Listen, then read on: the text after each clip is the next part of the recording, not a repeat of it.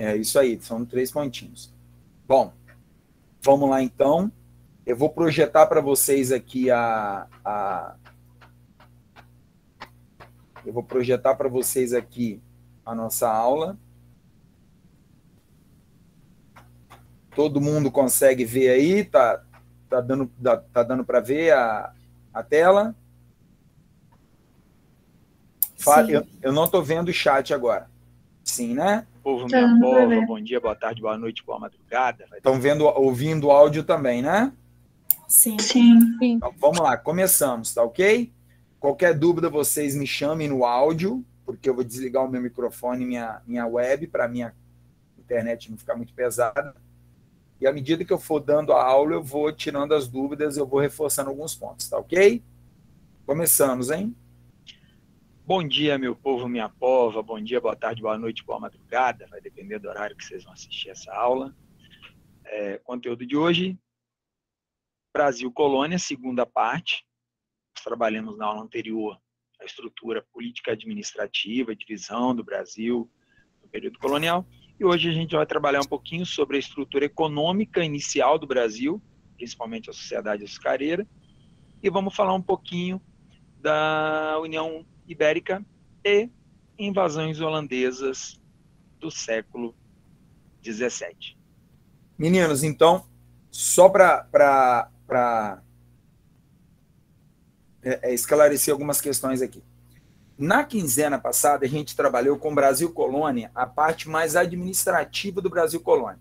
A estrutura administrativa, as câmaras municipais, o governo geral, os capitães donatários, como foi dividido, por que opção de capitanias hereditárias.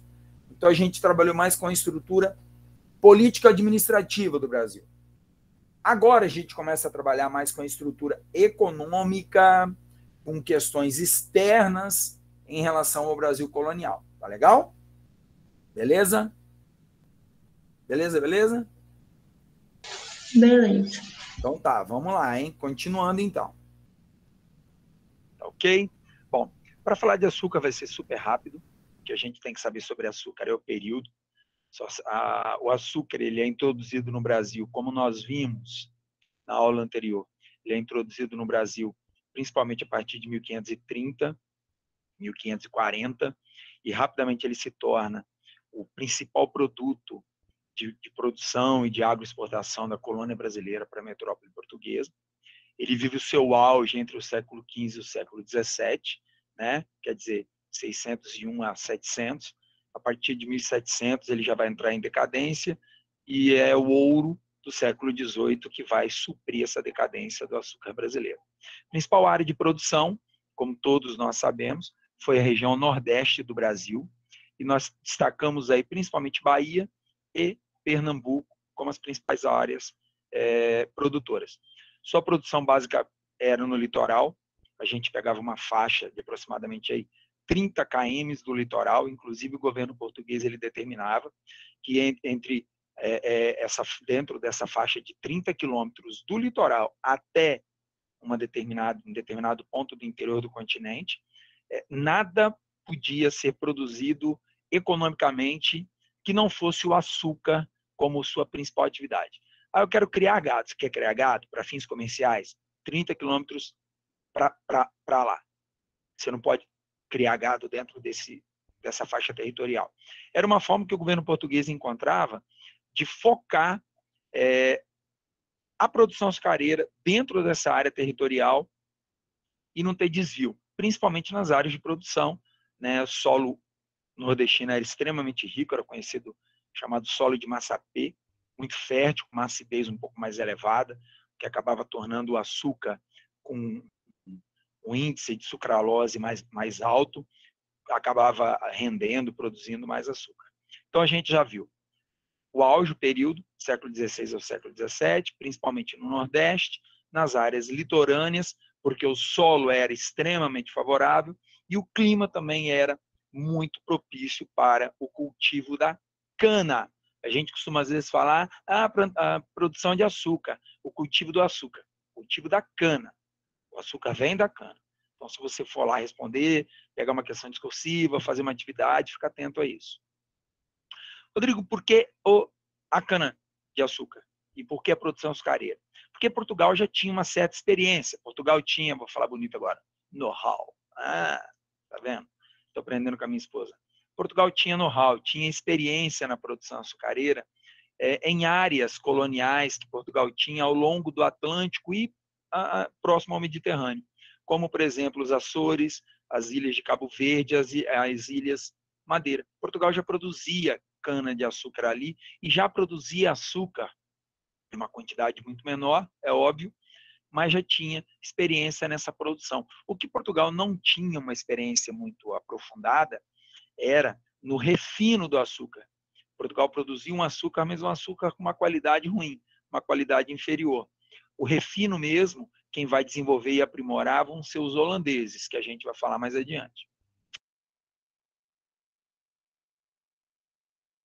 Meninos, olha só, às vezes a gente pensa que Portugal começa, a primeira vez na vida de Portugal, produzindo açúcar vai ser aqui no Brasil. E não é bem assim. Portugal já tinha know-how, já tinha bagagem para produção de açúcar a partir da cana em ilhas do Atlântico e no próprio Mediterrâneo. Os italianos também, cidades italianas também já produziam açúcar no Mediterrâneo, óbvio, em quantidade muito inferior por conta do clima, do solo, da sucralose da cana de lá. Mas eles já tinham essa experiência. E a quantidade que se produzia era infinitamente menor do que a demanda, do que a procura pelo produto na Europa, né? Então, o Brasil ele vai ser assim, a solução para o nosso povo. Eu vou dar um negócio bom assim, ninguém nunca viu, né? A música do Raul Seixas. O açúcar vai ser a solução para um problema econômico que Portugal vai ter a partir do início do século XVI, principalmente por conta da concorrência com o comércio das Índias orientais. Então, se atentem a isso, tá legal? Beleza? Seguimos. Então, nós sabemos que Portugal optou pelo açúcar, porque o solo era propício, o clima era propício, nas áreas litorâneas do Nordeste, e porque Portugal já tinha experiência. Tá? Mas tudo isso seria inútil se o açúcar não fosse um produto extremamente cobiçado. E aí entra um outro ponto que era muito importante para Portugal: mercado consumidor. O açúcar tinha um mercado consumidor absurdo dentro da Europa. Porque até o momento em que Portugal começa a produzir açúcar no Brasil, o açúcar europeu era produzido em quantidades pequenas, ainda no Mediterrâneo, por ilhas mediterrâneas, por pequenas áreas de produção no Atlântico, em pequena quantidade. O Brasil vai proporcionar a Portugal ser o maior produtor de açúcar do planeta ao longo aí de 2 séculos, basicamente. E o mercado consumidor era absurdamente grande, o que tornava o valor do produto na Europa muito alto. Então, olha bem, eu tenho o Brasil, terra em abundância, solo favorável, clima favorável, experiência, mercado consumidor e um valor absurdo do produto. Eu tenho tudo que eu preciso. Mas sabe o que Portugal não tinha? Portugal não tinha, muitas vezes, capital para investir no Brasil. E quando tinha, Portugal não gostava de arriscar. É nessa brincadeira que vão entrar os holandeses. Portugal meio que vai permitir que os holandeses financiem a produção do açúcar. Era assim: eu sou um senhor de engenho, e eu vou plantar cana-de-açúcar, eu vou produzir açúcar aqui em Pernambuco. Show! Vou montar uma estrutura de plantation, que depois eu vou falar melhor para vocês como era essa estrutura. Era um tripé. Sempre dou esse exemplo do tripé. Depois vocês vão entender melhor. Tripé é também conhecido como Rafael, meu filho, tá? Tripé ou Rafael, vocês vão entender depois. A Holanda, ela vai entrar nessa brincadeira porque Portugal, quando não tinha o dinheiro ou tinha o dinheiro e não gostava de arriscar, Portugal libera para que os holandeses financiem a produção do açúcar aqui no Brasil. Então, eu sou senhor de engenho, eu não tenho todo o recurso que eu preciso e Portugal não está afim de arriscar e emprestar esse dinheiro para mim. Então, Portugal me autorizava a pegar empréstimos, fazer esses empréstimos, tomar um cafezinho, com os holandeses. Era mais ou menos assim, o capital de risco, né? Eu não quero arriscar pegar o dinheiro que eu tenho para manter o meu Estado português funcionando. Então, eu autorizo que o capital holandês seja utilizado, seja injetado na economia açucareira do Brasil. Só que a Holanda não vai fazer isso de graça. Óbvio, a Holanda vai além do empréstimo em si, ela vai querer algo mais. Então, fiquem atentos a isso também. Até aqui alguma dúvida? Até aqui alguma pergunta? Não, Podemos seguir? podemos. Toquei o barco, hein? Então, os holandeses entram, muitas vezes, financiando a produção do açúcar. Eu pegava dinheiro com os holandeses. Portugal ainda vai autorizar esses holandeses a comprar a produção açucareira. Então, olha como que Portugal vai se livrar de alguns problemas. Portugal vai se livrar do problema de ter que me emprestar o dinheiro, se arriscar me emprestando dinheiro sem saber se eu vou pagar, né? Então, os holandeses vão muitas vezes entrar com a grana. Portugal não teve nem que investir em infraestrutura para transportar o açúcar, porque como Portugal autoriza os holandeses a comprar o açúcar brasileiro, cabe aos holandeses também fazer o transporte. Então, os holandeses vinham aqui, compravam o açúcar do Rodrigo, professor, ricaço, milionário, que tinha uma fazenda produtora de açúcar. Portugal ficava com 10% do Isso que é eu, ficção, tá, Rodrigo, gente? produzi. Portugal tinha direito ao dízimo, né? Os holandeses pegavam esse açúcar, refinavam esse açúcar que eles compraram de Portugal e de mim, que depois esses portugueses com açúcar refinado, então, distribuíam na Europa, que muitas vezes os próprios portugueses compravam açúcar dos holandeses. Muita atenção para essa questão do dízimo, tá ok, galera? Tudo que se produzia no Brasil, Portugal tinha, em gêneros agrícolas, Portugal tinha direito a 10%, por isso dízimo, tá? Por isso que a gente fala do dízimo. O dízimo não é só da igreja. O que é o dízimo da igreja? Você entregar 10% da sua renda para a igreja, como uma forma de doação, de ajuda. Portugal tinha direito ao dízimo em tudo que se produzia dentro do Brasil em questões de agropecuária. Então, eu produzia 100 mil reais em açúcar, 10% disso eu tinha que pagar para o governo português, sem que o governo português gastasse nada. Nada. Além disso, eu ainda tinha que pagar os meus investidores e blá, blá, blá. Pensa na situação que era. Tá bem?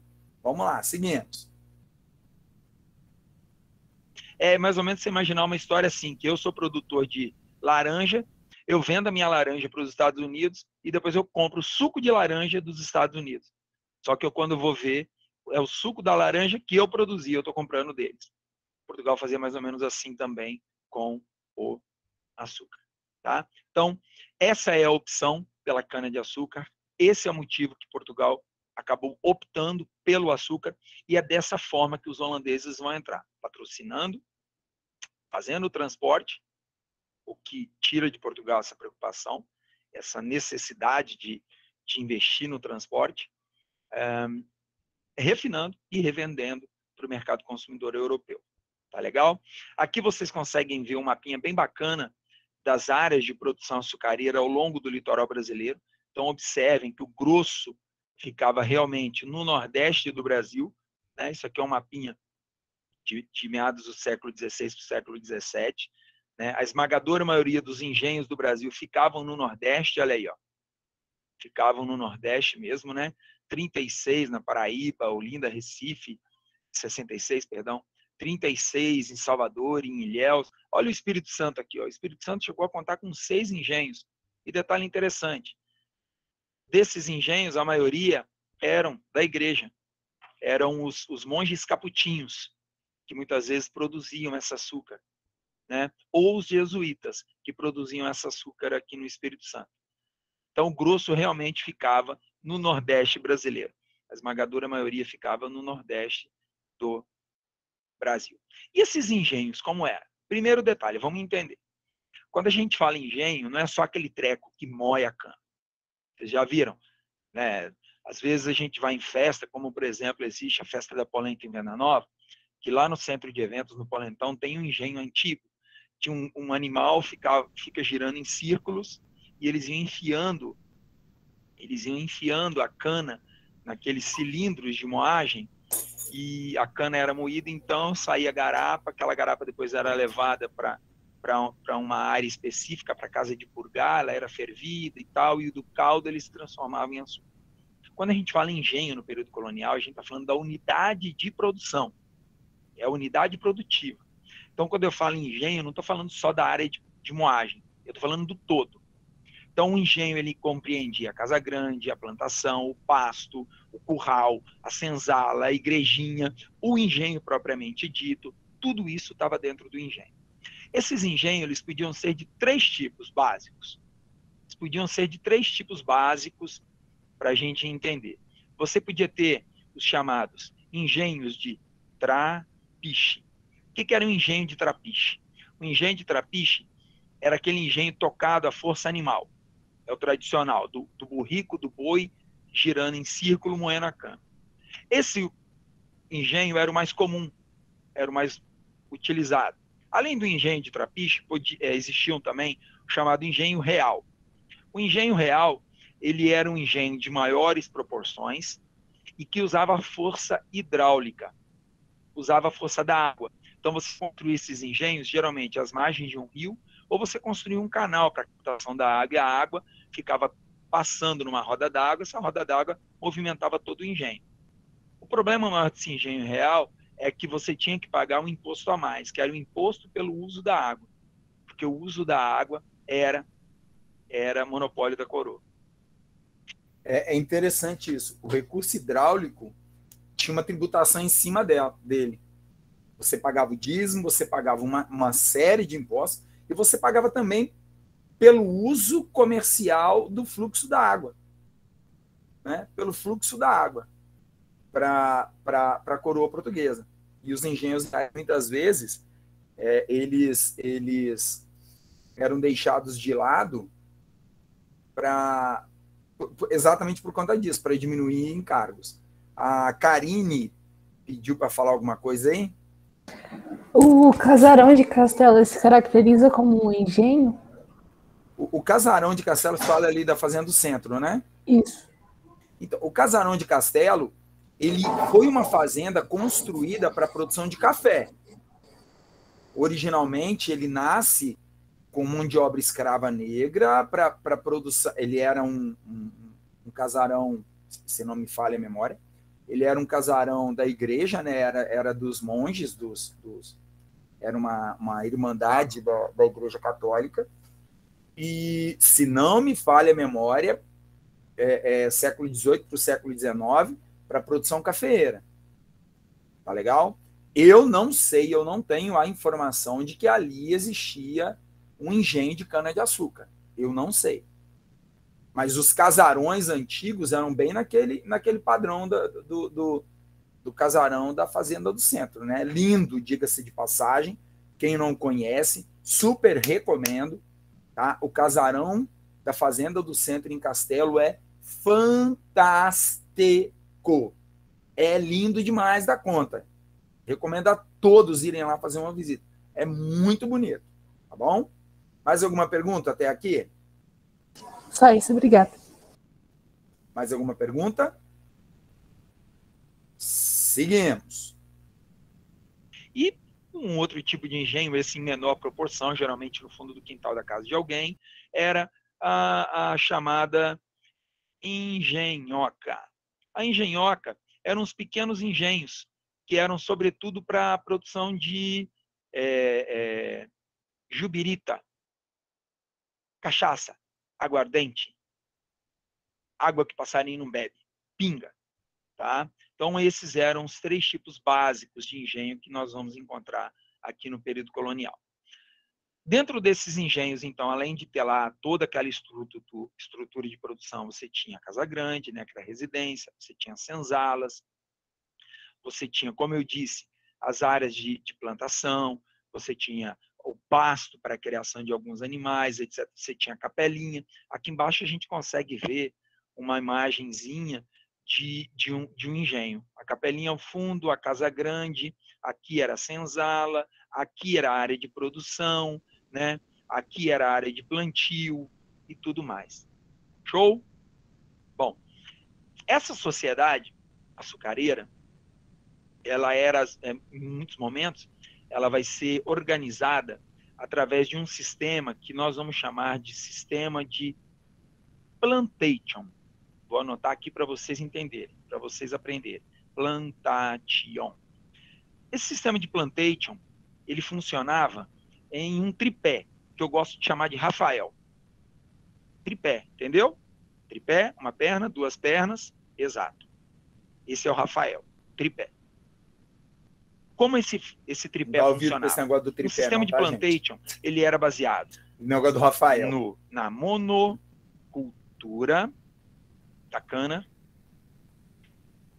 no latifúndio, tá ok? E na mão de obra escrava.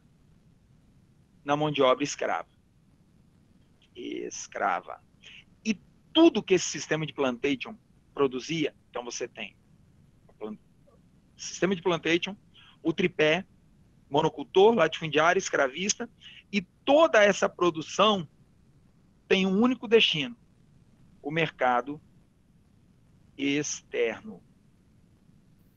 Deem muita atenção a isso, tá, pessoinhas? Deem muita atenção a isso. Tudo que se produzia, tudo que se pensava, tudo que se fazia, tudo que se imaginava dentro desse Brasil colonial, a razão da existência desse Brasil colonial é Portugal. É atender os interesses de Portugal. Os interesses do Brasil e de quem vive aqui dentro ficam em segundo plano. Tá? No primeiro plano está Portugal.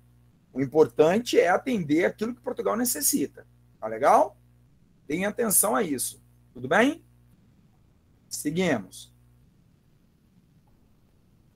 Essa era a base de um sistema de plantation.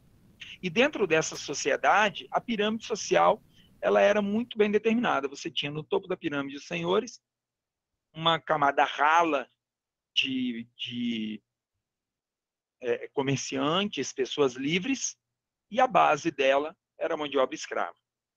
Ela era uma sociedade patriarcalista, onde a palavra do homem, e principalmente do patriarca, do coronel, era a palavra final. E a base da vida deles não era urbana, era uma vida rural. A base da vida na sociedade açucareira é a vida no campo. Então você não tem grandes cidades. Mas está travando de todo mundo? O meu não está travando, não. Ah, não, então agora. É a sua internet. O meu não está travando também, não. Então é só a sua internet.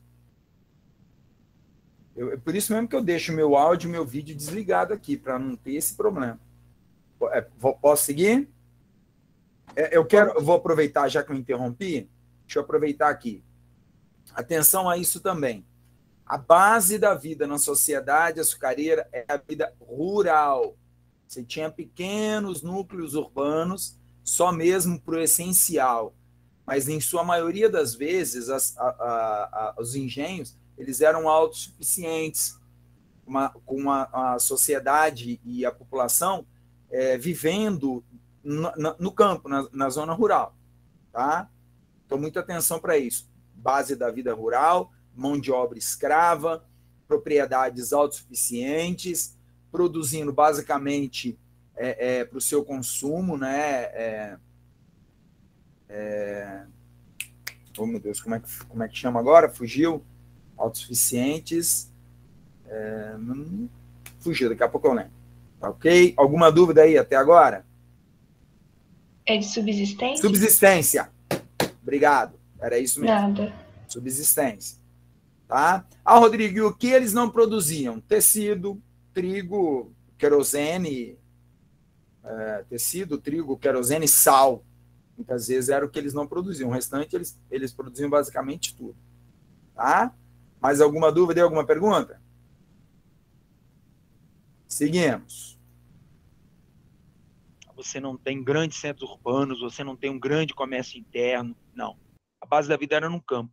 Você tinha uma outra cidade onde os senhores iam comprar o que precisavam, vender os seus produtos, a base na vida era no campo, era a vida rural. E essa pirâmide social, ela era quase que imutável. Você não tinha mobilidade social. Se você estava no topo da pirâmide, você nascia ali, você morria ali.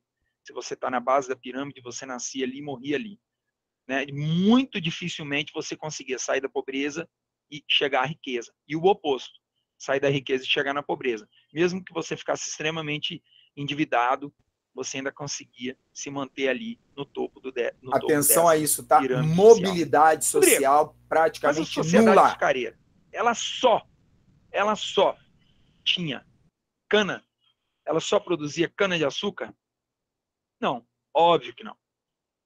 Cana-de-açúcar era a produção básica, com fins lucrativos, para fins de exportação, lucro, ganhar dinheiro. Só que você não vai viver numa sociedade como essa apenas de cana. Então você tinha toda uma estrutura de suporte à lavoura canavieira. Né? Você vai ter a criação de gado, para o engenho e até mesmo para o comércio. Só que esse gado ele tinha que ser criado, nós vamos falar melhor da pecuária em um outro momento, esse gado ele tinha que ser criado no interior. Né? Era a chamada sociedade de couro. Eles costumavam dizer que na pecuária do boi, você aproveitava tudo, até o berro. Você fazia o berrante e imitava o berro do boi. Sociedade de couro, hein, galera? Você aproveitava o couro, a carne, a tração, o leite, né? Essa pecuária ela era praticada de forma extensiva. Então você levava os rebanhos para as pastagens naturais em campo aberto, né? Criava esse gado ali. A base da mão de obra da sociedade agropecuária, da pecuária no caso, a base da mão de obra não era mão de obra escrava. Isso é um ponto interessante que a gente às vezes acha que para criar o gado você também vai utilizar mão de obra escrava. Imagina você colocando escravos para cuidarem do seu rebanho no meio das pastagens, em cima de cavalos. Imagina o que não ia dar. Então a base da mão de obra era mão de obra livre. E o pagamento também é bastante interessante, porque muitas vezes não pagava o peão para cuidar do seu rebanho, não se pagava em dinheiro, você pagava em produto, em espécie animal. Era mais ou menos uma coisa assim, né? Via de regra.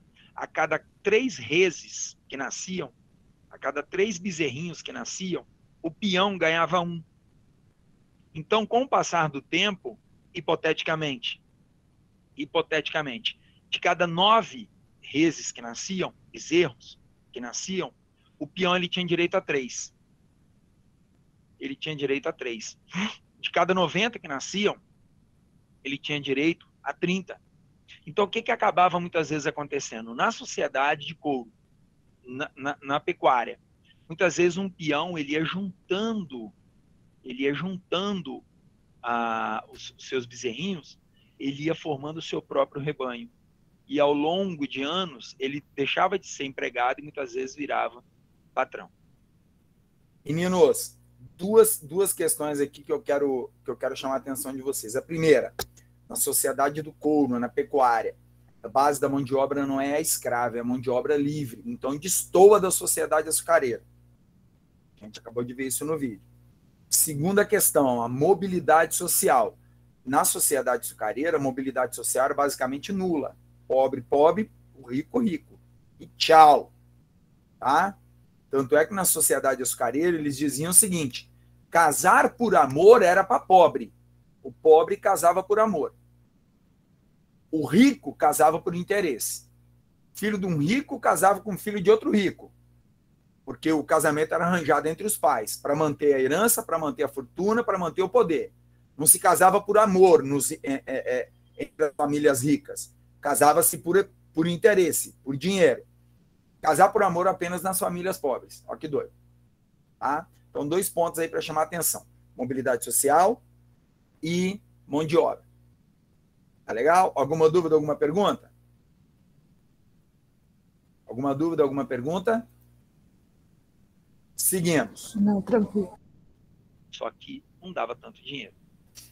Você tinha a produção do fumo, né? Principalmente na Bahia, que você produzia o fumo. Ele era para o consumo interno, mas ele também era muito utilizado na troca de escravos na África.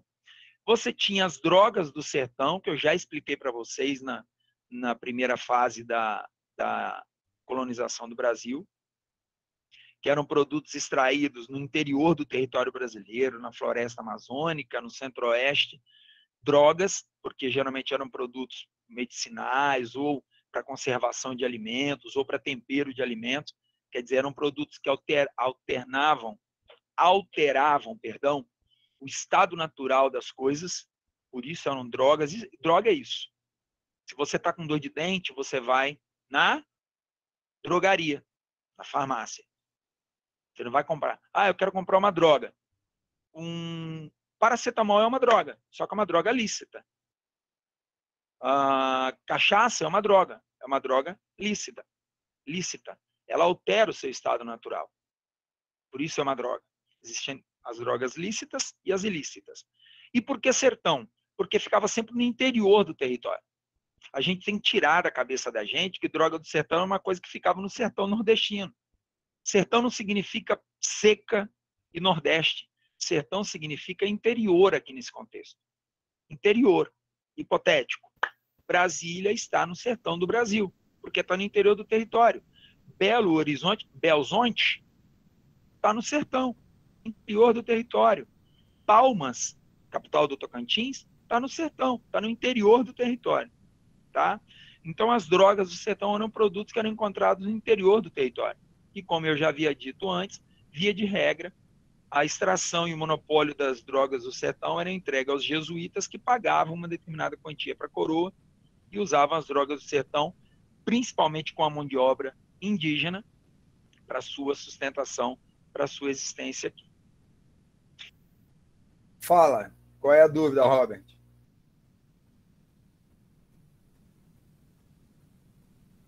Robert, você levantou a mão.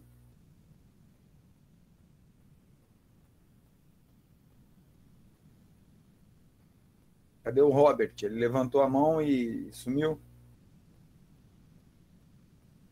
Meninos, alguma dúvida até agora aí? Colocou no chat que foi sem querer. Eu estou vendo aqui errado, professor, perdão. Tá. Professor, Oi. para produzir as drogas do sertão, a mão de obra indígena? Sim. Ok. Basicamente, a mão de obra vai ser indígena, praticada principalmente pelos jesuítas, e muitas vezes não era nem uma questão de produção, era uma questão, muitas vezes, de extração, tá? Porque muitas destas drogas do sertão, elas são nativas do território brasileiro, o urucum, a pimenta, o cacau, o açaí, e assim vai, tá? E o mais importante também, entender que sertão não é nordeste, é interior do território. É interior do território. Conceição do Castelo está no sertão do Espírito Santo, está no interior do território capixaba. E assim por diante. Alguma dúvida a mais? Não? Eu vou dar a vocês 2 minutinhos para vocês levantarem, irem no banheiro, pegar uma água. Eu também vou levantar, vou pegar uma aguinha, que a minha já acabou aqui. 2 minutos. A gente volta daqui a 2 minutos, tá? Beleza? Vamos lá.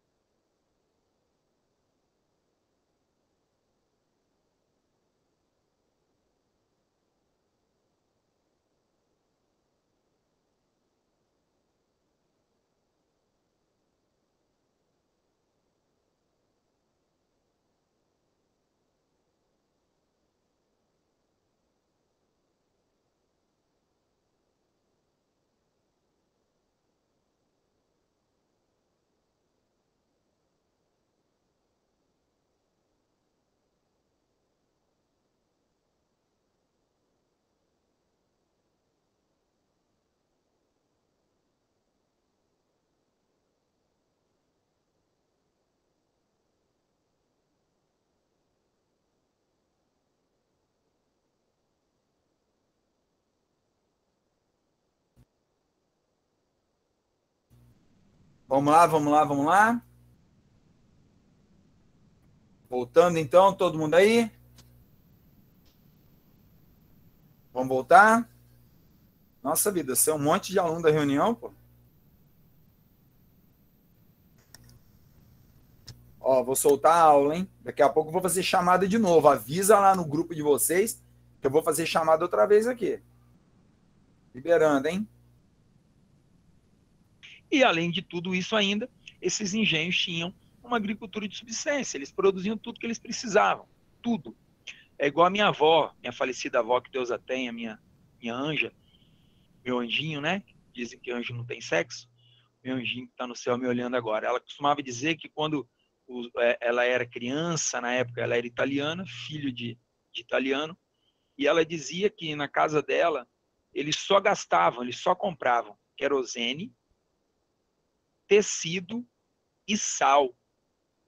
O resto eles produziam tudo. Até trigo eles produziam aqui no interior do Espírito Santo.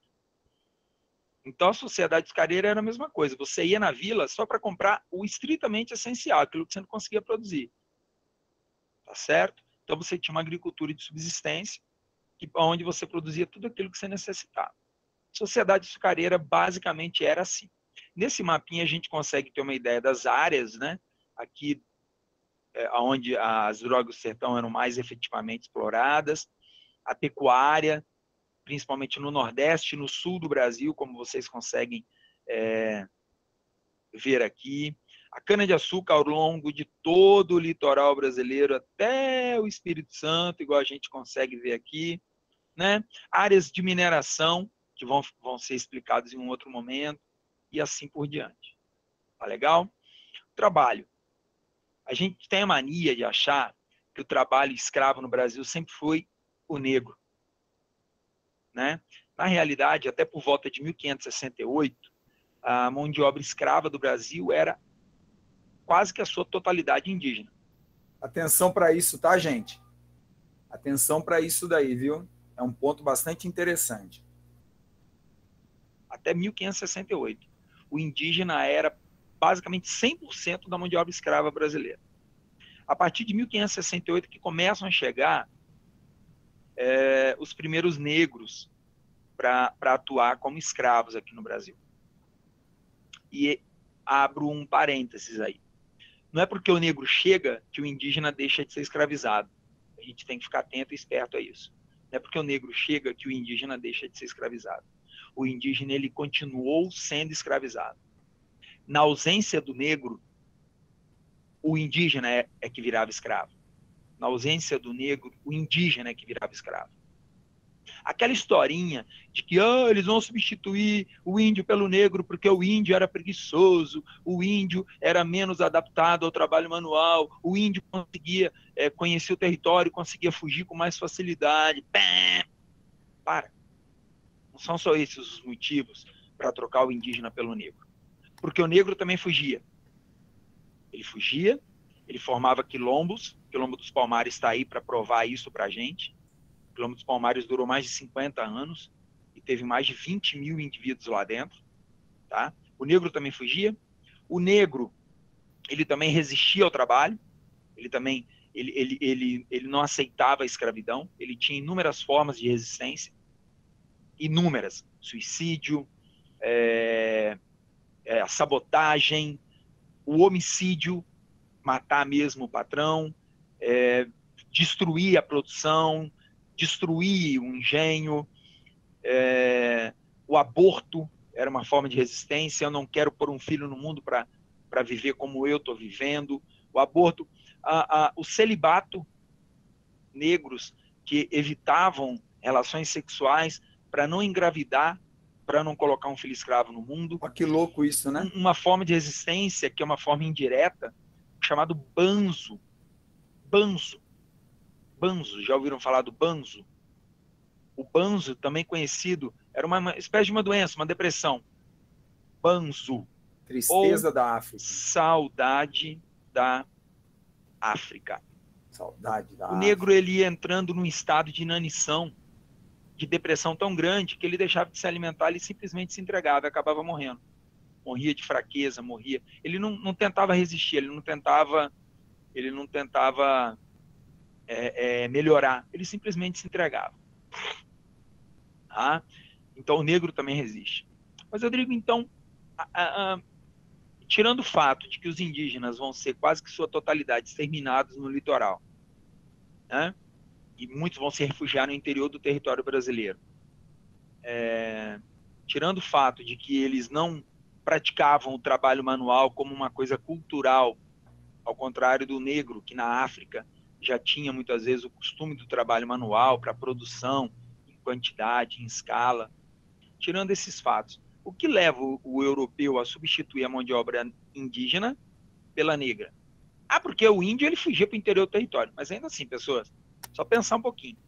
O que é mais difícil? Entrar território adentro e escravizar e capturar o indígena, ou atravessar todo o Atlântico e ir lá na África fazer toda uma estrutura para poder capturar o negro na África e trazer ele para cá? Atenção a isso. Né? É só pensar um pouquinho. O que de fato impulsiona a escravidão do negro em detrimento da indígena? Não é simplesmente escravizar o negro. O escravo negro ele dava lucro na produção da cana, na produção do açúcar, na lavoura açucareira. O escravo negro dava lucro na mineração? Dava. Mas se você escravizasse o índio, ele também ia dar. Porque bater um machado, bater um enxadão no chão, cortar um pedaço de cana e colocar numa moenda, até meu filho de 7 anos faz, de 8 anos faz, de 9 anos faz, de 10 anos faz. Mentira, eu só tenho 2. Eu tenho um de 4 e um de 9, tá? Até meus filhos fazem isso. Mas o que de verdade leva você a deixar de escravizar o indígena? A minha esposa está me olhando para cá com cara feia, achando que eu tinha trocado a ideia dos meus meninos. Ela está aqui do meu lado. Olha que bela. Tão bonita. Tem que fazer médica patroa, né, gente? Que de verdade me leva, então, a apanho. trocar o indígena e colocar o negro no lugar. Porque além de você utilizar o negro como escravo, você ganhava rios de dinheiro com o tráfico do escravo. Você compra o escravo na África por 10 e chega aqui no Brasil e vende ele por 1.000. O tráfico de escravos chegava a dar 1.000, 2.000% de lucro para quem praticava. E Portugal ganhava com isso, porque Portugal cobrava pelo tráfico de escravos. Então Portugal cobrava pelo comércio na África, Portugal cobrava para você ter o direito de transportar esse escravo, Portugal cobrava quando esse escravo era comercializado no Brasil. O comércio na África, que eu quero dizer é o seguinte, quando você faz o comércio do negro lá no continente africano, porque você não fazia comércio do negro em qualquer lugar pelo litoral. Existiam centros comerciais controlados por Portugal, que os contrabandistas, né, quem capturava esses negros, levavam para dentro desses centros comerciais e ali, controlados pelos portugueses, você tinha que pagar uma taxa para poder ter o direito a fazer esse comércio. Então, Portugal ganha em todas as etapas da comercialização desse negro. Então, observem o quão lucrativo é o tráfico de escravo. Brasil, e Portugal cobrava, em determinados momentos, uma taxa anual por cada negro que você tinha, era chamada taxa de captação. Como se era fosse como se fosse IPVA do seu carro, IPTU da sua casa. Cada escravo, você tinha anualmente que pagar um valor X para Portugal, só porque você tinha ele. Então, o grande lance que a gente tem que ficar esperto aqui é isso. O tráfico de escravos era uma fonte de lucro absurda. Então, por essa fonte de lucro absurda, vamos deixar o índio quieto e vamos colocar o negro na jogada. Enquanto eu tenho negro, deixo o índio de lado, de reserva. Pra caramba. Né? Além disso, como eu disse, os índios foram sendo exterminados, foram fugindo, mas isso não seria um empecilho. Porque quando o tráfico de escravo africano era interrompido, como, por exemplo, durante a ocupação holandesa, quando o tráfico de escravos foi interrompido e Portugal deixou de ter acesso ao escravo africano, adivinha quem Portugal vai escravizar para trabalhar no restante das suas áreas coloniais aqui no Brasil? O indígena. Sabe quando o tráfico de escravo indígena vai ser proibido no Brasil? Sabe quando o tráfico de escravos foi efetivamente proibido no Brasil? Marquês de Pombal, 1755. 255 anos depois é que o governo português vai virar e vai falar: agora está proibido, não pode mais escravizar indígena. Só 255 anos depois. Porque quando faltava o negro, era o índio que entrava na brincadeira. Aí o índio perdia a alma, aí o índio podia ser escravizado. Quando o mercado de escravos africanos era normalizado, o índio voltava a ter alma, ele não podia ser escravizado, porque ele era puro, porque ele tinha que ser catequizado, ele tinha que ser salvo, ele era um ser humano, ele podia chegar ao reino dos céus, e o negro não tinha alma, então vamos escravizar o negro mesmo. Tá legal? Eu espero que vocês tenham entendido essa parte. É uma parte assim, eu gosto bastante desse tema, eu gosto bastante desse assunto. Tá legal? Não é difícil. A gente tem algumas imagens aqui do período colonial. Então, a gente tem algumas imagens aqui de como esses índios eram escravizados no interior do território brasileiro, de como esses negros eram tratados. Isso aqui é uma engenhocazinha, ó. Isso aqui é uma engenhocazinha, igual eu falei para vocês, para produção basicamente de jeribita, birita, cachaça, aguardente, né? Como a cana ela era transportada em feixes, ó, né? São algumas imagens do período. Se você seguir, a gente consegue ver algumas imagens do transporte de um navio negreiro, né? Então era mais ou menos assim, as crianças, como um navio negreiro, um navio negreiro, também conhecidos como navios tumbeiros, eles eram um depósito de pessoas ali dentro, empilhadas. Isso daqui, essa imagem é como se eu tivesse cortado o navio assim, ó, cortado o navio assim e olhando de cima, era como eles eram empilhados, amontoados. Eu sugiro a vocês, é um filme extremamente triste, já adianto isso para vocês, é um filme extremamente triste, mas eu sugiro a vocês assistirem esse filme aqui, ó, Amistade. Eu sugiro a vocês assistirem esse filme, se conseguirem. Se eu não me engano, no YouTube vocês conseguem encontrar, que mostra um pouco de como esses negros eram capturados na África. Se alguém quiser depois perguntar um pouquinho melhor, a gente trabalha, conversa sobre isso. Como esses negros eram capturados na África, como eles eram transportados, como eles chegavam até o continente americano. Tá bem? Então, só para a gente entender mesmo. Aqui é um mapinha que mostra as principais rotas de tráfico de escravos que a gente tinha, né? Algumas imagens também de época do comércio escravo aqui no Brasil, de como eles eram comercializados, ó, chegando no Porto do Rio, um comércio onde os senhores iam comprar, o interior de um navio tumbeiro, os negros, como eles eram transportados até as suas novas casas, seus novos lares, tá? E assim por diante. Os castigos, a palmatória, os ganchos para evitar os negros fujões, um capitão do mato trazendo de volta um negro fujão, um negro sendo castigado no tronco, etc, etc e tal. Beleza, gente? A gente para por aqui.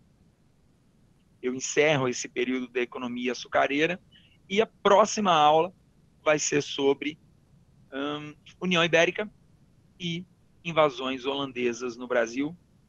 Beijo grande. Qualquer dúvida, deixa o comentário, comenta aí embaixo, fala pra gente. O que precisar, eu estou à disposição. O que precisar, é só me perguntar. Se eu não responder, a minha esposa responde. A gente trabalha junto nisso e estamos aí. Beijo, queijo. Fiquem com Deus. Meninos, e aí? A gente encerra, então, essa primeira parte da semana, né, com essa aula. Alguma dúvida, alguma pergunta que vocês queiram fazer agora?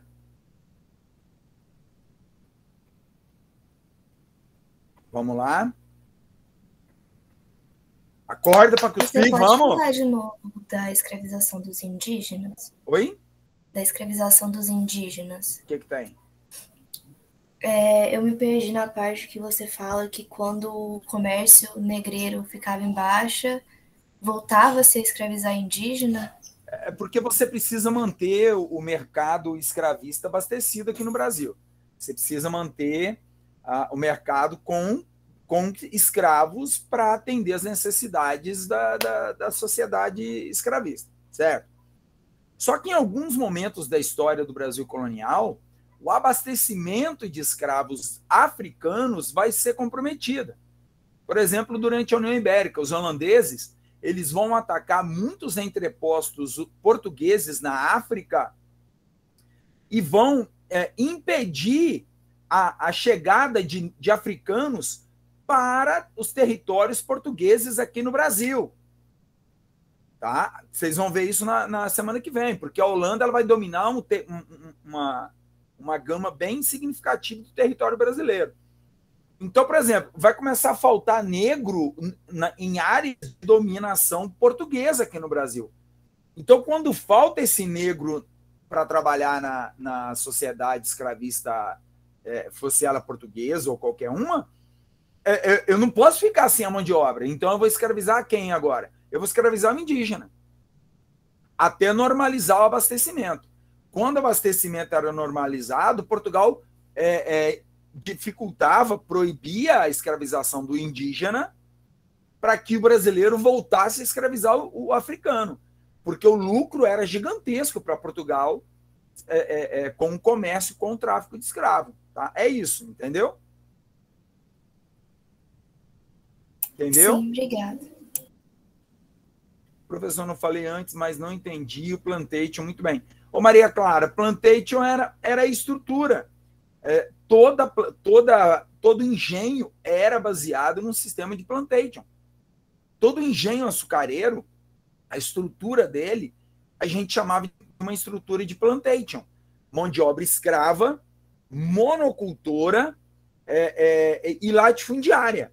E esse tripé, escravista, monocultor e latifundiário, ele existe com uma única razão: abastecer o mercado externo, abastecer a Europa, abastecer os interesses de Portugal. Isso é a plantation, é o engenho em si. Entendeu?